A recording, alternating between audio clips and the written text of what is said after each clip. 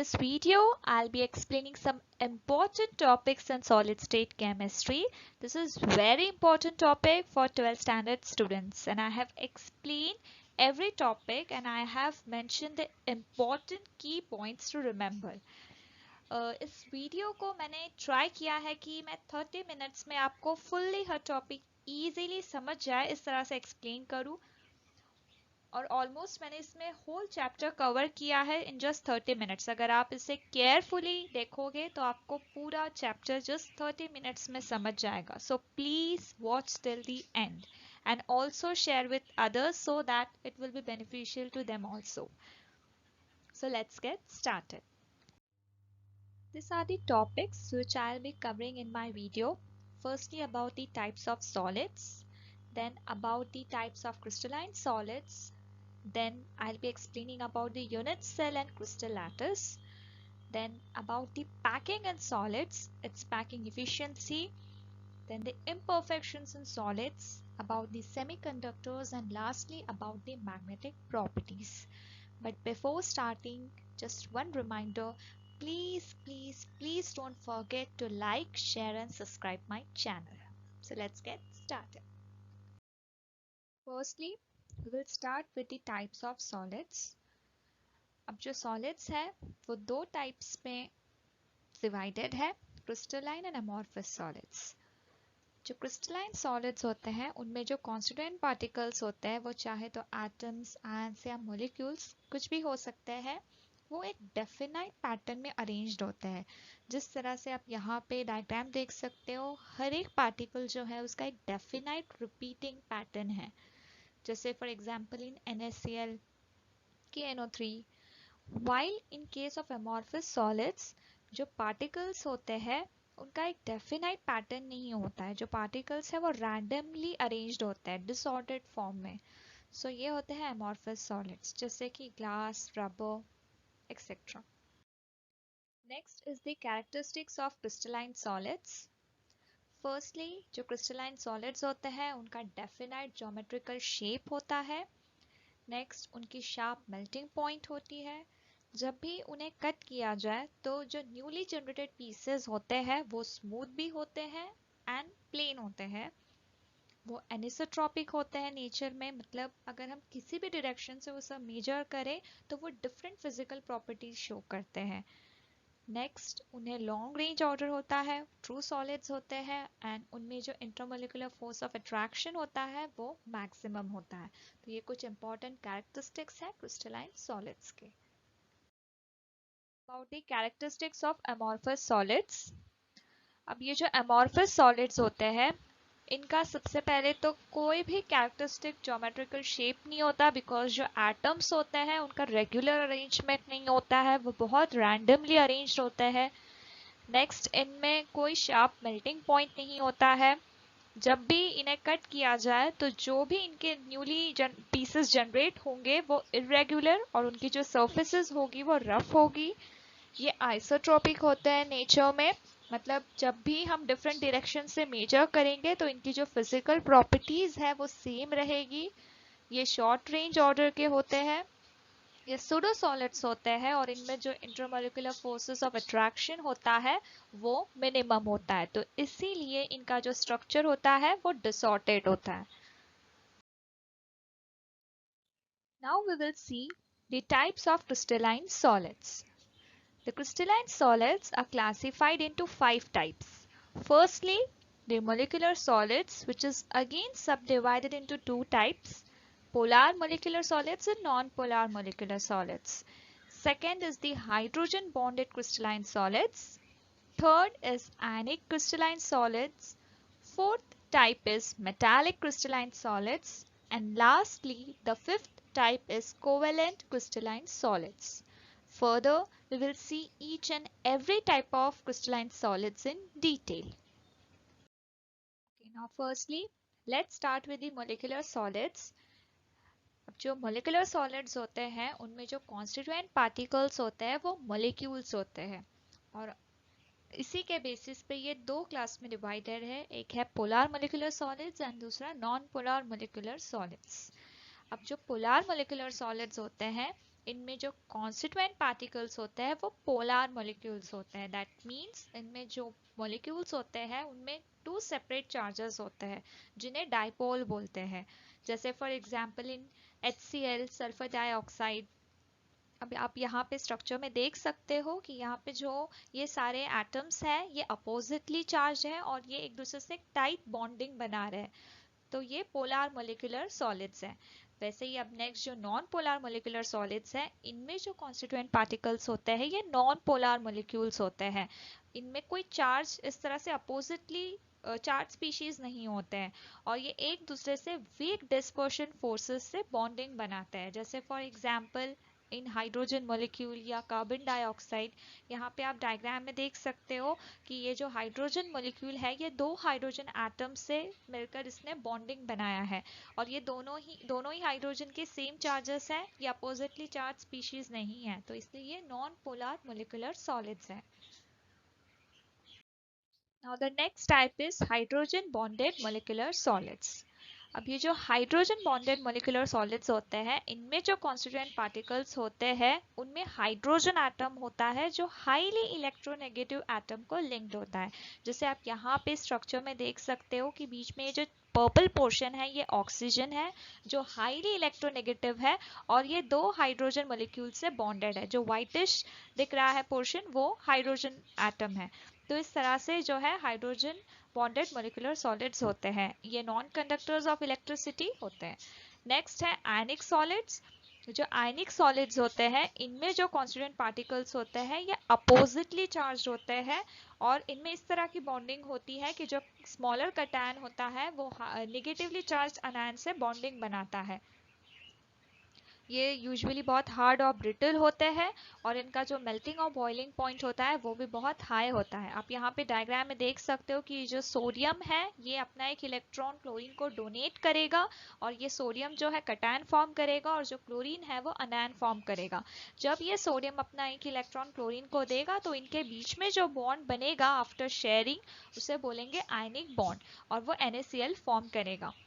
जब भी इन आयनिक सॉलिड्स में शेयरिंग फोर्स अप्लाई किया जाता है तो ये इनमें कुछ सॉर्ट ऑफ डिस्टॉर्शन हो जाता है या फ्रैक्चर हो जाता है इनके क्रिस्टल स्ट्रक्चर में, जब भी इनमें अगर कोई शेयरिंग फोर्स अप्लाई किया जाए। तो इस तरह से ये है आयनिक solids. Okay, now next type is metallic solids. अब जो मेटालिक सॉलिड्स होते हैं इनमें जो कॉन्स्टिट्यूएंट पार्टिकल्स होते हैं वो specifically positively charge metal ions होते हैं। इनमें जो इलेक्ट्रॉन्स होते हैं वो बहुत फ्री होते हैं, वो एक एंड से दूसरे एंड में इजीली ट्रैवल कर सकते हैं। इनका जो मेल्टिंग पॉइंट और बॉइलिंग पॉइंट होता है वो बहुत हाई होता है। ये good conductors of heat and electricity होते हैं और जब भी इनमें शेयरिंग फोर्स अप्लाई किया जाता है तो जो लेयर होती है, टॉप लेयर होती है, वो दूसरी लेयर पे स्लाइड करती है और इससे ये पता चलता है कि ये जो मेटालिक सॉलिड्स होते हैं ये हाईली मैलिएबल और डक्टाइल होते हैं। आराम से इन्हें हम शीट्स में या वायर्स में कन्वर्ट कर सकते हैं। आप यहाँ पे डायग्राम में देख सकते हो किस तरह से शेयरिंग फोर्स अप्लाई किया जा रहा है तो जो लेयर है वो स्लाइड हो गई है। ठीक है, तो इस तरह की प्रॉपर्टी जो है ये मेटालिक सॉलिड शो करते हैं। नेक्स्ट है कोवेलेंट सॉलिड्स। जो कोवेलेंट सॉलिड्स होते हैं ये नॉन मेटल, इनमें जो नॉन मेटल एटम होता है ये एक दूसरे से कोवेलेंट बॉन्डिंग फॉर्म करते हैं। यहाँ पे ये इसका एग्जाम्पल है कोवेलेंट सॉलिड्स का। ये यूजुअली ब्रिटल होते हैं, ये गुड कंडक्टर्स होते हैं इलेक्ट्रिसिटी के या फिर ये एज अ इंसुलेटर भी एक्ट करते हैं, बट ये इनकी प्रॉपर्टी डिपेंड करती है कि उनमें इलेक्ट्रॉन्स है या नहीं है, किस तरह से उस पर डिपेंड करता है कि ये एज एन इंसुलेटर या कंडक्टर एक्ट करेंगे। जैसे फॉर एग्जांपल डायमंड, फुलरेन, ये जो एग्जांपल्स हैं ये कोवेलेंट सॉलिड्स के अंडर में आते हैं और ये कोवेलेंट बॉन्डिंग फॉर्म करते हैं। Okay, now next topic is unit cell and crystal lattice. अब सबसे पहले यूनिट सेल क्या होता है। जो यूनिट सेल है ये कोई भी क्रिस्टलाइन सॉलिड में स्मॉलेस्ट रिपीटिंग स्ट्रक्चरल यूनिट होता है, उसे यूनिट सेल बोलते हैं। नेक्स्ट जो क्रिस्टल लैटिस है वो एक टाइप का अरेंजमेंट होता है पार्टिकल्स का। ओके, और एक रेगुलर अरेंजमेंट होता है पार्टिकल्स का कोई भी क्रिस्टलाइन सॉलिड में। नेक्स्ट जो लैटिस पॉइंट होता है ये स्पेसिफाई करता है एक पर्टिकुलर पोजीशन, चाहे वो किसी एटम, आयन या मॉलिक्यूल की होती है कि वो किस टाइप की पोजीशन जो है ऑक्यूपाई कर रहा है क्रिस्टल लैटिस में, तो ये होता है lattice point. Okay, now next we will see the types of unit cell. अब जो यूनिट सेल है वो बेसिकली टू कैटेगरीज में डिवाइडेड है. सबसे पहले नॉन प्रिमिटिव या उन्हें सेंटर्ड भी बोलते हैं, और दूसरा टाइप है प्रिमिटिव. लेकिन हम इस लेसन में नॉन प्रिमिटिव यूनिट सेल्स के बारे में पढ़ेंगे. तो नॉन प्रिमिटिव यूनिट सेल्स जो है तीन वेज में डिवाइडेड है. सबसे पहले body centred, face centred and and centred. आप यहाँ पे जो फर्स्ट डायग्राम देख रहे हो ये सिंपल क्यूबिक सेल है जिसमें कि 8 एटम्स जो है 8 कॉर्नर्स पे प्रेजेंट है. नेक्स्ट जो आप डायग्राम देख रहे हो ये बॉडी सेंटर्ड क्यूबिक सेल है जिसमें 8 एटम्स 8 कॉर्नर्स पे है, लेकिन एक एटम उसके बॉडी में है, मतलब सेंटर पे है, तो इसलिए ये बॉडी सेंटर्ड क्यूबिक सेल है.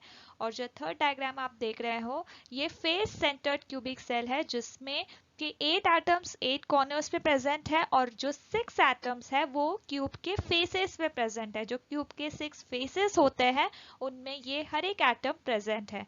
तो ये है face centred cubic cell. The next topic is the Bravais lattice. In Bravais lattice, there are 14 lattices. Firstly, the triclinic, monoclinic, orthorhombic, tetragonal, cubic, trigonal, and hexagonal. All this number of Bravais lattice are 14. For each of them, there are certain conditions. So we will see one by one. Firstly, for triclinic, the sides A1, A2 and A3 are not equal, and also the angles alpha, beta and gamma are not equal. Here you can see in this picture, here the sides are also not equal, और जो angles है alpha, beta, gamma वो भी equal नहीं है. The second is monoclinic. In monoclinic there are two types.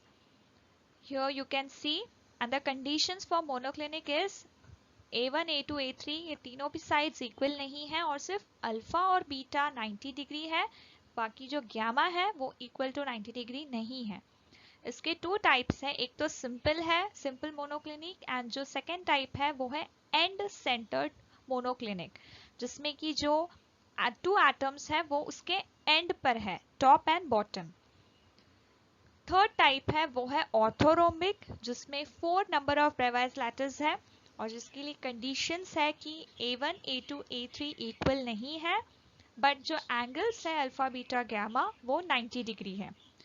Orthorhombic के लिए जो 4 टाइप्स है उनके स्ट्रक्चर्स यहाँ पे देख सकते हो. फर्स्ट सिंपल है, सिंपल ऑर्थोरोम्बिक है.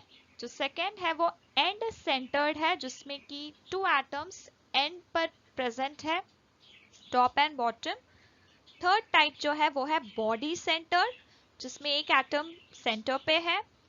एंड जो फोर्थ टाइप है वो है फेस सेंटर्ड, जिसमें कि 6 एटम्स फेसेस पे प्रेजेंट है. सो इस तरह से 4 टाइप्स है ऑर्थोरोम्बिक में. नेक्स्ट है टेट्रागोनल, जिसमें 2 टाइप्स है, और उसके लिए कंडीशंस है कि सिर्फ A1 एंड A2 इक्वल है, A3 is not equal. Alpha beta and gamma तीनों ही एंगल्स इक्वल टू 90 डिग्री है. For tetragonal you can see here there are two structures. First one is simple and second is body centered. Next is cubic, in which there are 3 types, and the condition is all sides are same, A1, A2, A3, and angles are also equal to 90 degree. That is alpha, beta and gamma is equal to 90 degree.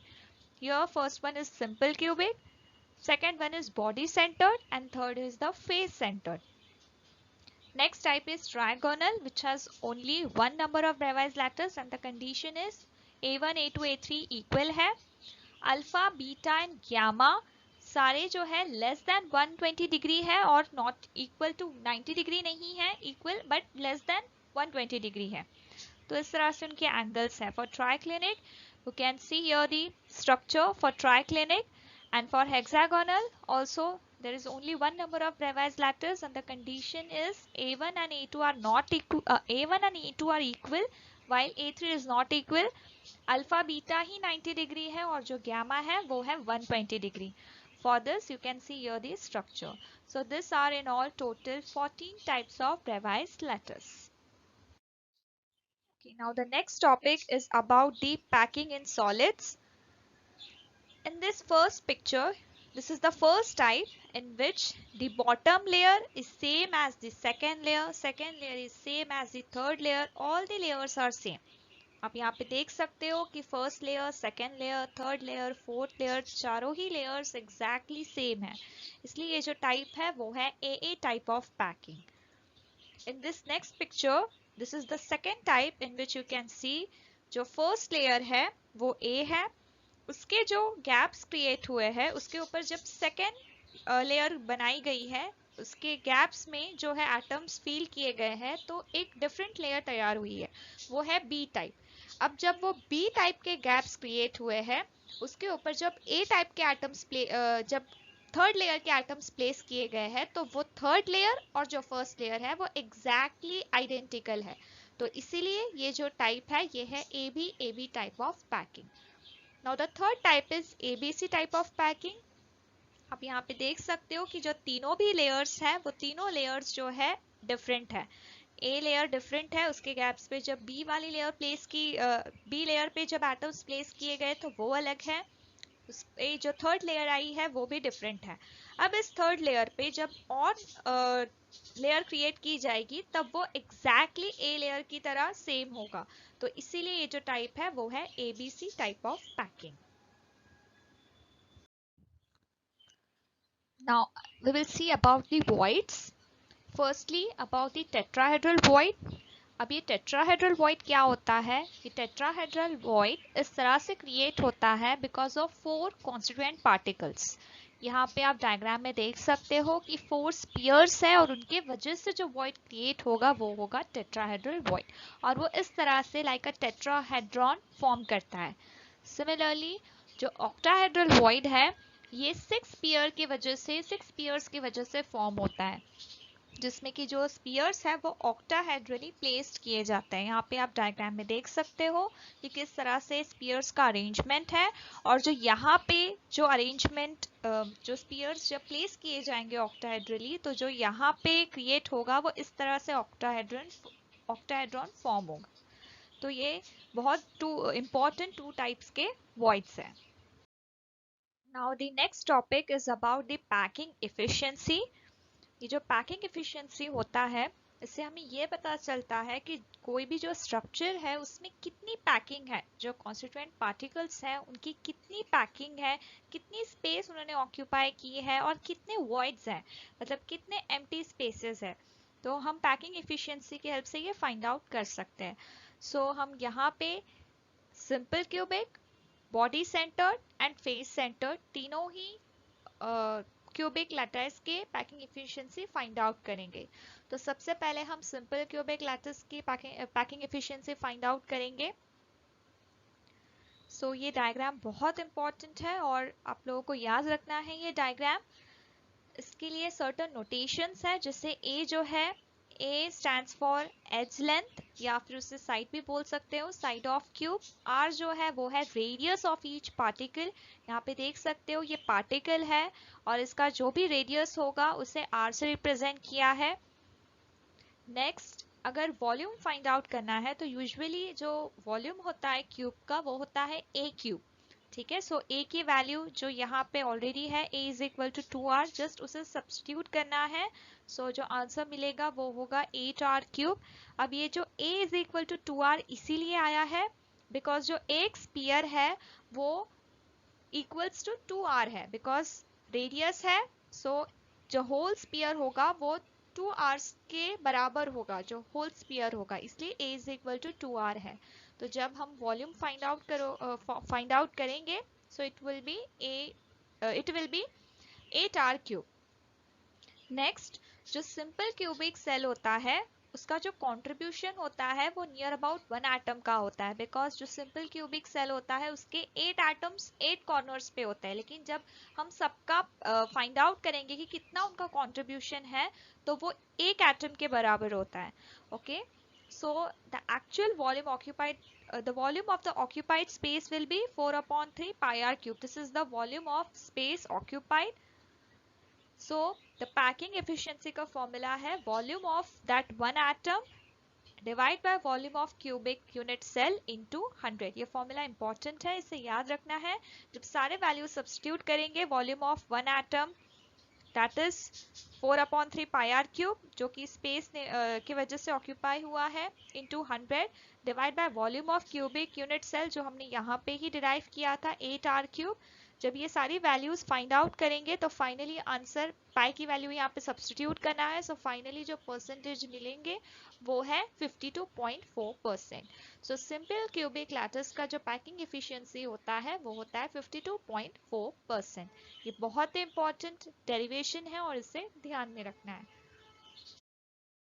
Now the next derivation is on body centered cubic lattice. This is the diagram for body centered cubic lattice. इसके लिए सबसे पहले triangle EFD consider करना है, that means this triangle EFD, ठीक है। So by using Pythagoras theorem, side square जो भी उसका हाइपोटेनस होगा, hypotenuse square is equal to उसकी साइड्स, दैट मीन्स जो ये इसकी बी स्क्वायर है is equal to A square plus A square. अब ये जो ए है ये जैसे हमने लास्ट डेरिवेशन में भी देखा था, जो कि उसका लेंथ डिफाइन करता है, एज लेंथ डिफाइन करता है, तो B square is equal to क्या होगा, A square plus A square. और ये इस ट्रायंगल के लिए ही है, इस ट्रायंगल के लिए जो हाइपोटेनस होगा is equal to side square, तो वो होगा B square is equal to A square plus A square is equal to 2a square. So finally after taking square root it will be b is equal to under root 2a। Then next triangle consider करना है AFD, that means ये वाला triangle AFD consider करोगे, इसमें भी same by using Pythagoras theorem, C square, यहाँ पे जो ये वाला पोर्शन है ये जो है C से डिनोट किया गया है, so c square is equal to side square, that means a square plus B square, because ये जो AD है ये एज लेंथ है तो ये A होगा, लेकिन ये जो FD है ये B से उसको डिनोट किया गया है उस डिस्टेंस को, तो इसीलिए उसको B से B प्लेस करना होगा, तो it will be C square is equal to A square plus B square. अब ये जो बी स्क्वायर है ये ऑलरेडी हमने ऊपर देखा है is equal to under root 2a है, सब्सटीट्यूट कर देना है, so finally after taking square root it will be under root 3a। Okay, अब जो यहाँ पे जो डायगोनल दिख रहा है ये ऑलमोस्ट 3 स्फीयर्स का कंट्रीब्यूशन है, ओके, बट ये फुल्ली 3 स्फीयर्स का कंट्रीब्यूशन नहीं है। यहाँ पे देख सकते हो ये जो बॉडी सेंटर्ड है तो ये जो बीच में जो एटम है उसका फुल कंट्रीब्यूशन है, that means it is equal to 2r। साथ में ये जो इसके कॉर्नर पे जो F वाले वर्टेक्स पे जो स्पीयर है उसका सिर्फ हाफ कंट्रीब्यूशन है, इसलिए ये वाला एक r, और ये जो A वर्टेक्स पे जो स्पीयर है उसका भी सिर्फ हाफ कंट्रीब्यूशन है, तो इसलिए ये वाला r, that means in total it will B 4r। So after substituting the value of c, because c is equal to under root 3a था, यहाँ पे देख सकते हो, तो c की जगह पे c की जगह पे 4r से substitute करना है, so under root 3a is equal to 4r। after rearranging we will get r is equal to under root 3 upon 4a। now in body center the total contribution of atom is 2, because 8 atoms at 8 corners, that means 1 atom के बराबर होता है, जैसे हमने last derivation में देखा, और एक होल एटम इसके बॉडी में प्रेजेंट होता है, तो इसलिए टोटल कंट्रीब्यूशन होता है 2 एटम्स का। वॉल्यूम वाले फॉर्मूला में सब्सटीट्यूट करना है 2 into 4/3 pi R cube, and जो वॉल्यूम होता है क्यूब का वो भी a क्यूब होता है, सो a की वैल्यू जो यहाँ पे मिली है जस्ट उसे सब्सटीट्यूट कर देना है, एंड पैकिंग एफिशिएंसी का जो फॉर्मूला है उसमें पुट अप कर देना है। After substituting all the values, we will get final answer that is 68%. तो जो packing efficiency होती है body centered cubic lattice की वो होती है 68%. Now the next is about the face centered cubic lattice, also known as hexagonal close packing HCP or cubic close packing CCP. This is very important diagram, ये diagram जो है याद रखना है, इसमें जो फेस पे एटम होगा वही कंसिडर किया गया है। इसके लिए जो ट्रायंगल है ABC, A, B and C, this triangle consider करना है, अगेन पाइथागोरस थ्योरम यूज करना है, hypotenuse square is equal to side square, that means AC square is equal to AB square plus BC square. जो notations है वो substitute करना है, जो AC है उसे B से डिनोट किया गया है small b, so b square is equal to a square plus a square, so finally it will be after taking square root b is equal to under root 2a। Then as यहाँ पे जो spheres है again इनका जो contribution है वो equal to 4r है, तो b is equal to 4r होगा। अब जो b है ऑलरेडी हमने ऊपर से डिराइव किया है, अंडर रूट 2a है। After substituting it we will get a is equal to 2 root 2r।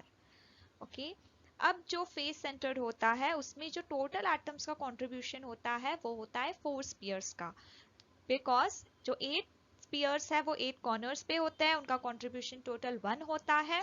और जो फेस सेंटर्ड है उसमें 6 स्पीयर्स 6 फेसेस पे होते हैं। अब जब वो 6 फेसेस पे होते हैं तो हर एक स्पीयर का कंट्रीब्यूशन हाफ होता है, तो half into 6 will be 3, so 3 plus 1 will be 4। So face centred के लिए जो टोटल एटम्स का कंट्रीब्यूशन होता है वो होता है 4। After substituting it in the formula of volume of sphere we will get 4 into 4 upon 3 pi r cube. Afterwards, after substituting all the values in packing efficiency formula, finally the answer we will get is 74% efficiency. That means the packing efficiency for face-centered cubic lattice is 74%. जो भी values हमें यहाँ पे मिली है सारे values यहाँ पे इस पैकिंग एफिशिएंसी के फॉर्मूला में सब्स्टिट्यूट कर देना है। पाई की वैल्यू जो है 3.14 वो सब्स्टिट्यूट करना है, and finally you will get 74% efficiency for FCC structure. Now the next important topic is imperfections in solid. So it is divided into three types: stoichiometric, impurity and non-stoichiometric. The stoichiometric is again divided into four types: vacancy, interstitial, Schottky and Frankel, while non-stoichiometric is divided into two types: metal excess and metal deficiency. We will see about each and every type in detail. Okay, so firstly we will see about the stoichiometric defect. So first is the vacancy defect. यहाँ पे आप लोग देख सकते हो ये perfect crystal है, और ये आफ्टर वैकेंसी डिफेक्ट जो क्रिस्टल है उसकी अरेंजमेंट है। यहाँ पे जो एक स्पीयर है वो मिस्ड आउट है। ओके, सो ये है वैकेंसी डिफेक्ट। नेक्स्ट टाइप है इंटरस्टिशियल डिफेक्ट। इसमें आप देख सकते हो कि ये परफेक्ट क्रिस्टल है और ये जो है इंटरस्टिशियल एटम ने एक जो अनएक्सपेक्टेड स्पेस है वो ऑक्यूपाई किया है, सो ये है इंटरस्टिशियल डिफेक्ट। नेक्स्ट टाइप है फ्रैंकल डिफेक्ट, जिसमें आप देख सकते हो कि जो स्मॉलर ऑरेंज वाले ऑरेंज कलर जो स्पीयर्स है वो कटायन है, और जो ग्रे कलर के जो बिगर स्पीयर्स है वो अनायंस है। तो फ्रैंकल डिफेक्ट में जो है कटायन की स्पेस जो है डिसलोकेट हो जाती है। यहाँ पे जो कटायन की स्पेस थी परफेक्ट क्रिस्टल में वो डिसलोकेट होके यहाँ आ गई है और यहाँ पे वैकेंसी क्रिएट हो गई है, तो ये है फ्रैंकल डिफेक्ट। और जो फोर्थ टाइप है वो है स्कॉटकी डिफेक्ट, जिसमें आप देख सकते हो सेम परफेक्ट क्रिस्टल है और इसमें जो कटायंस और अनायंस है वो दोनों ही अपनी पोजीशन से मिस्ड आउट है। यहाँ से अनायन मिसिंग है और यहाँ से कटायन मिसिंग है, तो ये जो टाइप है वो है स्कॉटकी डिफेक्ट। तो इस तरह से ये जो 4 टाइप्स है ये है स्टोकियोमेट्रिक डिफेक्ट्स।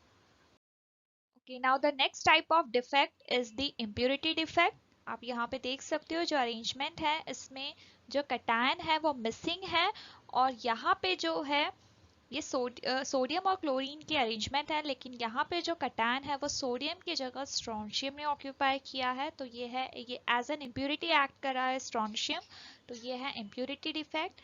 नेक्स्ट डिफेक्ट है मेटल डिफिशियंसी डिफेक्ट, जिसमें आप देख सकते हो ये आयरन और ऑक्सीजन की अरेंजमेंट है, लेकिन यहाँ पे due to deficiency of Fe2+ ion कुछ स्पेसेस जो है वो Fe3+ आयन ने ऑक्यूपाई किया है, तो ये है metal deficiency defect.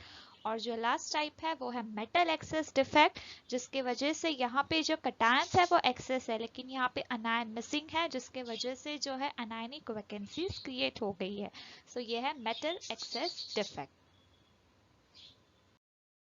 Now the next important topic is about the semiconductors. Semiconductors are basically of two types: intrinsic semiconductors and extrinsic semiconductors.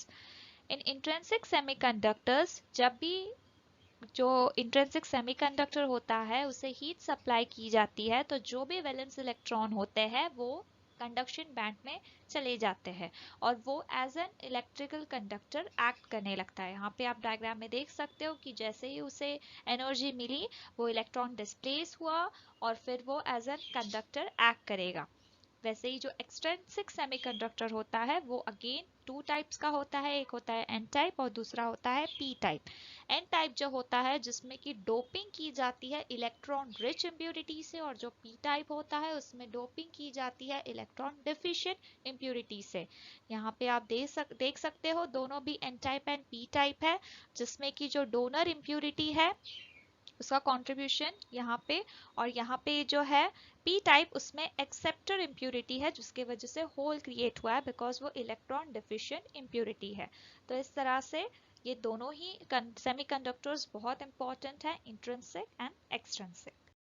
Now the last topic is about the magnetic properties. We will see about the three properties: paramagnetism, diamagnetism and ferromagnetism. In paramagnetism the magnetic properties जो है वो electrons के वजह से होती है। अगर unpaired electrons है तो वो जो भी सब्सटेंस है वो पैरामैग्नेटिक है। इसमें एटम मॉलिक्यूल जो भी है उसमें अनपेयर्ड इलेक्ट्रॉन्स रहेंगे और वो सेम डायरेक्शन में स्पिन करते हैं जब भी उन्हें मैग्नेटिक फील्ड हम प्रोवाइड करते हैं। जैसे for example oxygen, NO etcetera, ये सब जो है पैरामैग्नेटिक सब्सटेंस है। नेक्स्ट है डायमैग्नेटिज्म। इसमें जो मैग्नेटिक प्रॉपर्टीज अराइज होती है वो सेम बिकॉज ऑफ इलेक्ट्रॉन्स के वजह से होती है, और इसमें जो भी सब्सटेंस होता है उसमें जो इलेक्ट्रॉन्स होते हैं वो सारे पेयर्ड होते हैं। जब भी उन्हें मैग्नेटिक फील्ड में प्लेस किया जाए तो वो एक दूसरे को रिपेल करते हैं, जैसे for example zinc, cadmium, water etcetera. And next third type is ferromagnetism, जिसमें कि जो मैग्नेटिक प्रॉपर्टीज है वो भी बिकॉज ऑफ इलेक्ट्रॉन्स के वजह से ही अराइज होती है, और ये सब्सटेंस में अनपेयर्ड इलेक्ट्रॉन्स होते हैं और बहुत ज़्यादा हाईली पैरामैग्नेटिक कैरेक्टर होता है, लेकिन जब भी इन्हें मैग्नेटिक फील्ड में प्लेस करते हैं तो वो परमानेंट मैग्नेटिक फील्ड शो करते हैं, और अगर इनफैक्ट हम उनका अगर मैग्नेटिक फील्ड बाद में रिमूव भी कर दे तो भी एज अ मैग्नेट वो एक्ट करते हैं, for example cobalt, chromium oxide etcetera.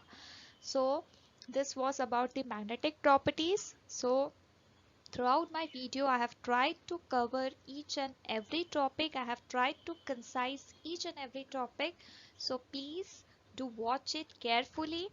If you have any doubts then please mention in the comment box, and don't forget to subscribe my channel and please press the like button.